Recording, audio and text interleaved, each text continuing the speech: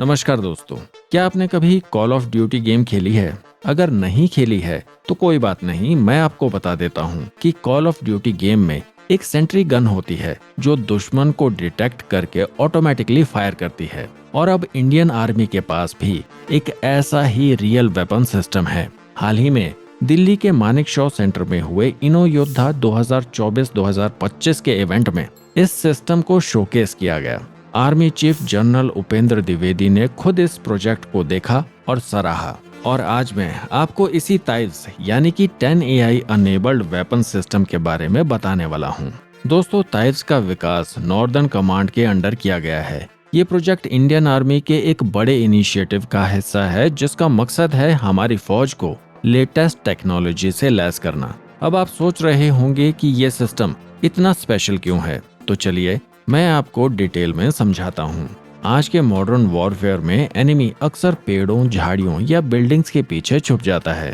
पुराने weapon system में ऐसे छुपे हुए एनिमीज को ढूंढना मुश्किल होता था, लेकिन ताइव्स ने ये प्रॉब्लम सॉल्व कर दी है, क्योंकि इस सिस्टम में कई तरह के एडवांस सेंसर लगे हैं, जैसे कि थर्मल कैमरा जो बॉडी की हीट को डिटेक्ट करता है, नॉर्मल ऑप्टिकल कैमरा जो दिन में काम करता है, लोकेशन की जानकारी के लिए इसमें GPS इंस्टॉल किया गया है, इसमें मैग्नेटोमीटर भी इंस्टॉल्ड है जो दिशा बताता है, और इसमें लगा लेजर फाइंडर टारगेट की एग्जैक्ट दूरी नाप सकता है। इसमें सभी सेंसर से जो डाटा आता है उसे सिस्टम का AI ब्रेन प्रोसेस करता है, और फिर डीप लर्निंग और डाटाबेस के जरिए AI ब्रेन ये तय करता है कि किस तरह के थ्रेट्स को एंगेज करना है। इससे होता ये है कि जैसे ही कोई एनिमी एंगेजमेंट जोन में आता है, ये सिस्टम उसे खुद ब खुद न्यूट्रलाइज कर देता है। इस सिस्टम की सबसे बड़ी खूबी ये है कि ये उन जगहों पर भी काम कर सकता है जहां विजिबिलिटी बहुत कम होती है, जैसे घने जंगल, पहाड़ी इलाके या फिर बर्फ वाले एरिया जहां नॉर्मल वेपन सिस्टम फेल हो जाते हैं। वहां भी ताइव्स एनिमी को डिटेक्ट कर सकता है।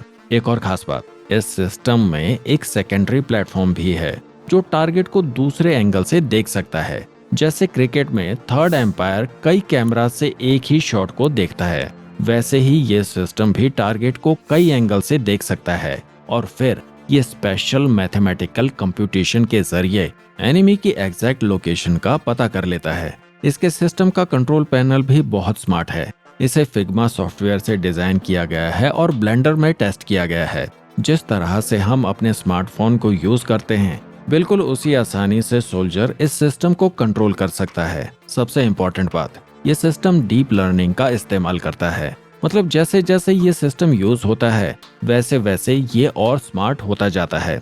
इसका डाटाबेस हर नई सिचुएशन से सीखता है और बेहतर डिसीजन ले पाता है। लेकिन दोस्तों, जब भी AI बेस्ड सिस्टम की बात आती है तो सेफ्टी सबसे बड़ा कंसर्न होता है। इसलिए साइबर अटैक से बचने के लिए इंडियन आर्मी ने इस सिस्टम में स्पेशल साइबर डिफेंस प्रोटेक्शन लगाया है, ताकि अगर कोई भी इसके डाटा को मैनिपुलेट करने की कोशिश करे तो वो फेल हो जाए। ताइव्स प्रोजेक्ट इनो योद्धा इवेंट में टॉप 75 इनोवेटिव प्रोजेक्ट्स में से एक था। इस इवेंट का मकसद भारत को आत्मनिर्भरता की दिशा में आगे बढ़ाना और इंडियन आर्मी को मॉडर्न टेक्नोलॉजी से लैस करना है।